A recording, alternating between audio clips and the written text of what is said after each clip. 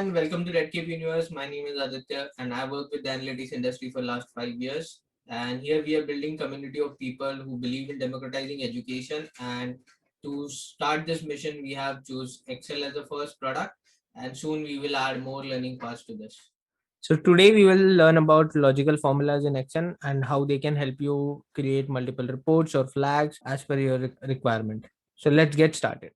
So the problem statement for today is that sometimes we want to create flag maybe basis of condition satisfaction or uh, basis multiple condition satisfaction. We can do that in Excel is something we will learn today. The first series of formula that we are going to look at is and, or, not, and XOR. So if you see that outputs are already generated by me, and I will just show you what formula that we have written. First, I will explain these formulas and how the output is generated. So for example, when AND condition is true, when every condition is true, then and only AND will produce a true output. So let's say the first condition is true, that is 1. In Excel, 1 means true and 0 means false.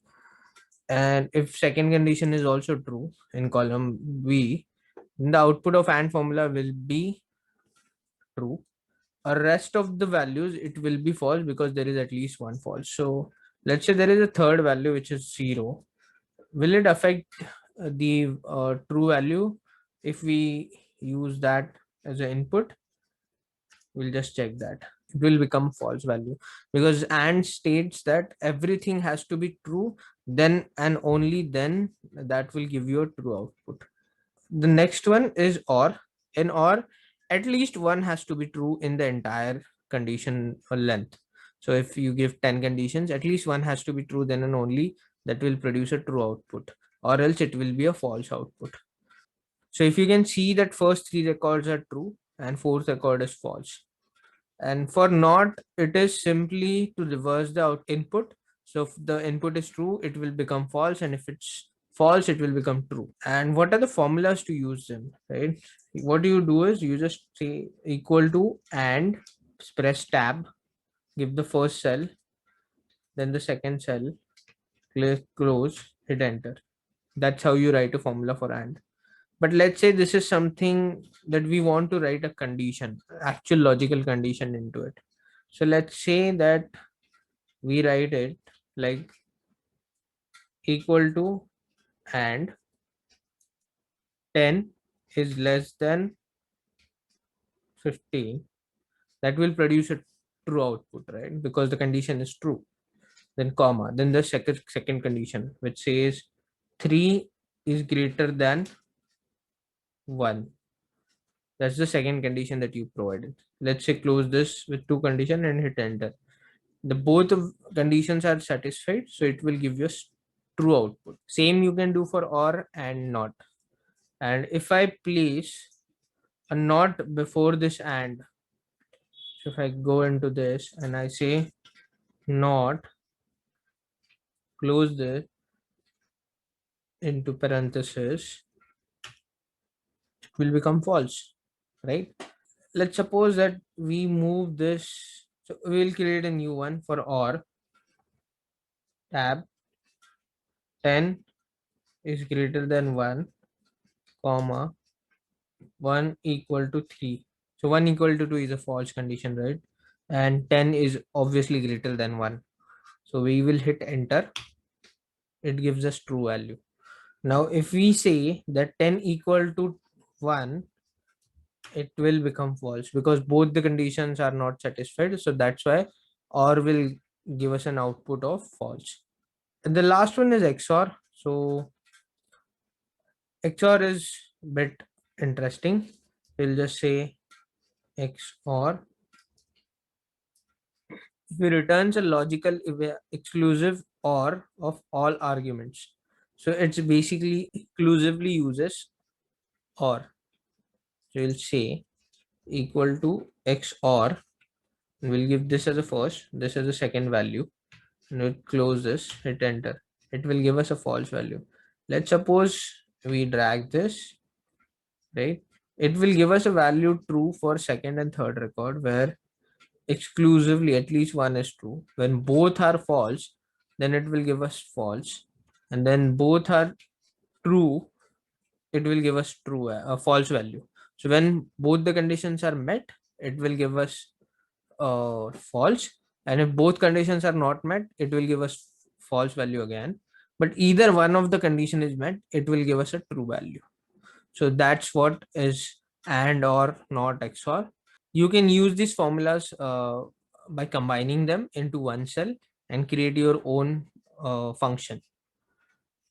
So next is true false values. Excel gives you an ability to create true or false values against a few of the records. So for example, there is a gendered classification into your data, and you want to create a column which will say whether it is true or false. And you can say that you can create one column is female and put value of true against all the female records into the data set, and false values for male employees. Next is if. So if is bit interesting piece. If is basically to satisfy a condition, and if the condition is satisfied, we might put up some flag or do some other actions as well, right? Now you can write if under if. So that's what we have written over here. I will dive into this formula as well.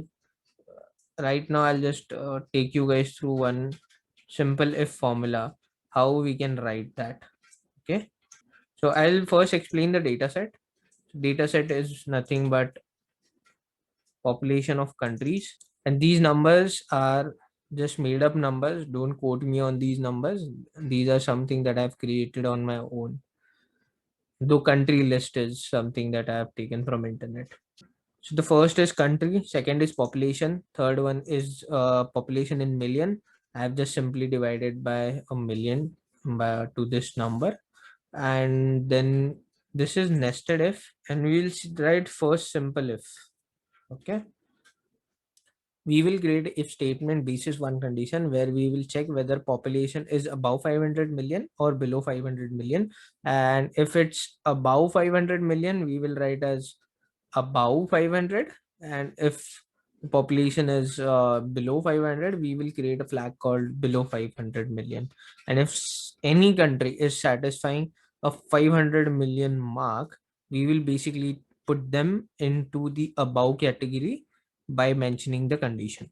Okay, so we will write if the logical test says that this number should be greater than or equal to 500. If this condition is satisfied, we will say it is above 500 million. The next is if value, if false. So if the condition is not met, what do we want to call it? We will call it as below 500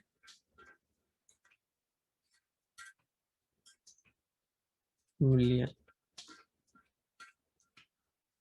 And to make it more intuitive, above or equal to 500 million. At the end, if you goes this, and you'll hit enter. So if you see that first record, it is saying that it is below 500. And if I drag this formula for few records, you could see that the second record, Albania, is equal to or above 500 million, and you can see that it is 815 million, right? So that's how you write if statement. Now you can write if statement inside the if statement. So for example, I just want to classify it more, right? So I'll get over here, instead of false value, what I can write is simply maybe another if statement. I would say if, and now again I have an option to use a logical test, right? If it's below, if this logical value is below 300 million or less than or equal to 300 million, I will say it is less or equal to 300 million. And if the value is false, I will say that this is between 300 mil to 500 mil. And I will hit enter. Okay, I am supposed to write one more bracket. I forgot it. I'll just hit enter. Excel will do it for me. So if you see that we have some issues, that it says less than or equal to 200 million. So what we have done as a mistake, we have to write it as less than or equal to 300 million, because the number we are checking is 300 million, right? Hit enter. So it's the number is less than 300 million. That's why it gave us in this value.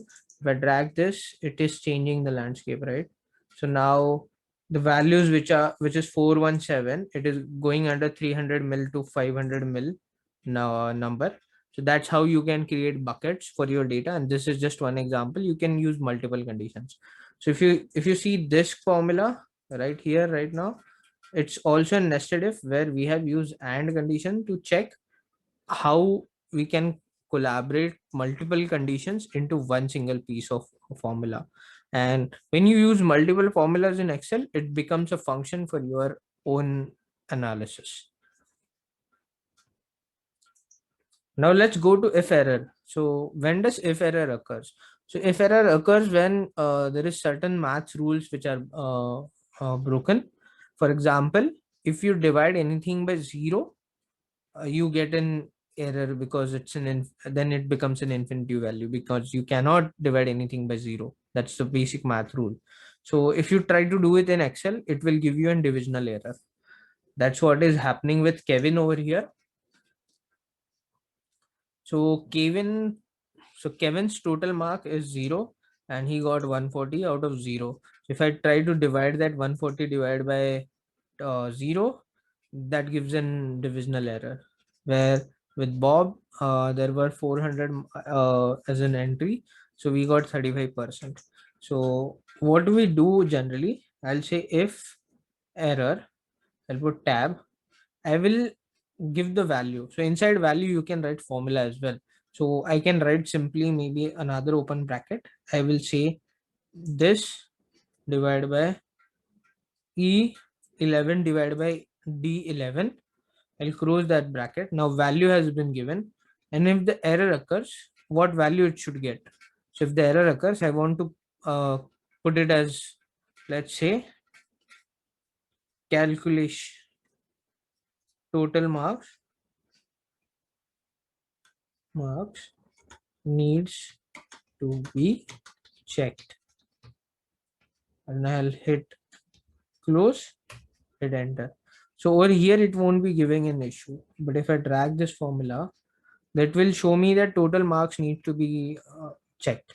So over here I can directly go to the point and check whether the data is correct or not, and that's how you can use if error into your daily life, and you can generate an syntax where people will go and ideally check for that. The next one is if na. If na is most probably used when you are doing a lookup value, either through xlookup, vlookup, hlookup, or maybe index match. So what if you don't have that value? It will say it's not available. Na is simply representation of not available. So first is something that I want to do a lookup. So I'll say vlookup. The product ID is this. I will say then this as an array. I'll freeze this, comma. I'll say I want the second column, and I'll say I want exact match and close the 0. So if you want to learn more about VLOOKUP, you can go on our channel and check it out. and I will just drag this formula. If you see, there are a lot of NAs because 4 is something is not present in the master data. So in the screen, you can see that because there are just 3 records. Just imagine there you have a record, you run an e-commerce store which sells roughly around 500 products. You can't really keep track of these things, right? So for that purpose, you can use VLOOKUP to generate these names against their IDs. But again, if the name is not present, the ideal action is to add these names to masters. So what if NA will allow you? So I'll say if NA, I have to give it a value, right? I will say lookup value is this, lookup array is this. I'll freeze it, comma. I'll say second column, exact match, close. Okay, we can't close the entire formula. We just close the VLOOKUP formula. Now post that, actually we want to provide what if the NA occurs, what the syntax that you want to show. So I would like to show the product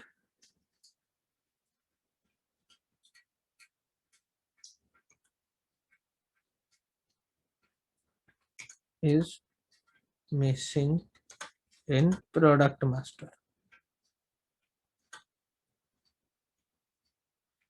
Hit close. So whenever it will have an issue of NA, it will say the product is missing in product master. So whenever you will look at the data, what you can do simply just filter these syntax and you can check what are different products that are not available in your master. So here are 2 products which are not available in your master, and that's what you as a person who will manage this data will have to add it into master so that the lookup values will get auto populated from the next time. So that's all about logical formulas that we wanted to learn for our first capstone project, and first capstone project will come in later part of next coming weeks, where we once we have covered enough basic formulas that we can utilize and complete that project. Thank you very much for watching this video. And if these videos are adding values to your learning goal, please hit like, subscribe for more content like this, and share it with your friends and family because we release videos on every Monday, Wednesday, and Friday. And share your thoughts in the comment section so that we know what you want to see next. So thank you and bye bye.